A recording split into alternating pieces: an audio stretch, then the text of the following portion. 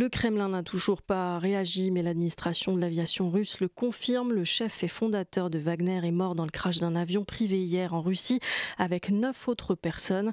Evgeny Prigojine, surnommé le cuisinier du Kremlin, n'était plus en odeur de sainteté en Russie après la mutinerie avortée de ses hommes il y a 2 mois.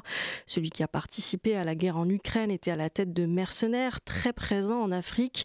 Wagner, désormais orphelin, a-t-il encore un avenir? Écoutez la réponse de Charles Urgevitch, historien et spécialiste des pays de l'Est. C'est une vraie question que je crois beaucoup se posent. Il est clair qu'à la différence d'un corps d'armée classique, la milice Wagner était très très liée, très dépendante de ses chefs, c'est-à-dire de Prigojine et de Poutine et du responsable militaire.